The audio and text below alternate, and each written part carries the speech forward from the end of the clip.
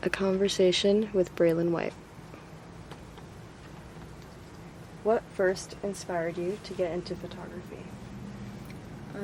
I always thought it was really cool to take a picture, and I mean, I have photographic memory, but I don't get to look deeply into the details of it, so actually taking the picture so it'll last longer. Nice. Do you remember the first photo you took that made you proud, and what was it?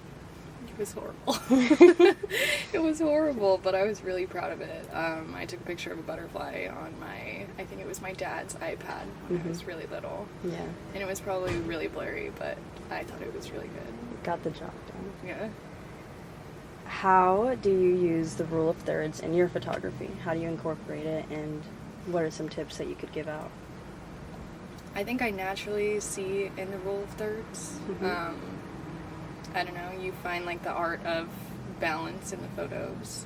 So I feel like I take most of my pictures with the rule of thirds. I don't know, I just find the focus and just put it. Yeah. Nice. Take it. How do you decide which angle to shoot from to capture the perfect shot? What are the steps you take? Usually when I'm capturing a photo, it's like a little piece of art for me. So if I see something beautiful, I look at it at a certain angle, and when I find that feeling of it's like a piece of art in front of my eyes, that's how I take the photo. That being said, how does lighting and the shadows affect the mood of your pictures? Have you noticed anything upon that? Yeah. I feel like most of my photos that I keep to myself are a little bit darker, and they show more raw emotion versus the ones that I post that are more orange-ish. They have that sunny kind of feel to them, so they look really happy. They just, depending on the color, shows a lot of emotion. Even if you're sad but the photo's orange, it still looks happy. No, I agree. I feel like the tone definitely sets the intention of the picture. In your opinion, what makes a photograph tell a story rather than just look good?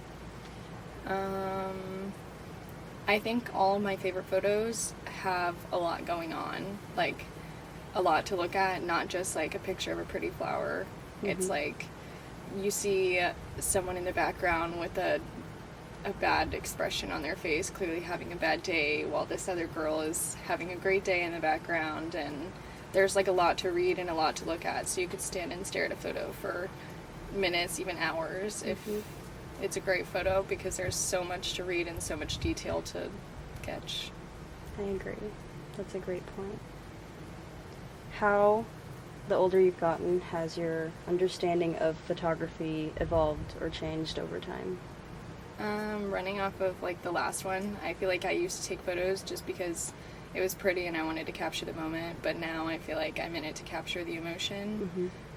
Even if it is just the littlest things, even if it's not people, it's objects. I think having to actually dive deep into a photo, and not everyone's gonna get the same image, not everyone's gonna get the same overall I guess look that you were going for. It just takes a lot of time to look at it and actually understand where you were coming from in the photo. So I guess it's, if you go to a museum, how you perceive a photo is different from how somebody else perceives it, and I guess that's the art of photography. Nice. Thank you for having a sit-down conversation with me today. No, Chris.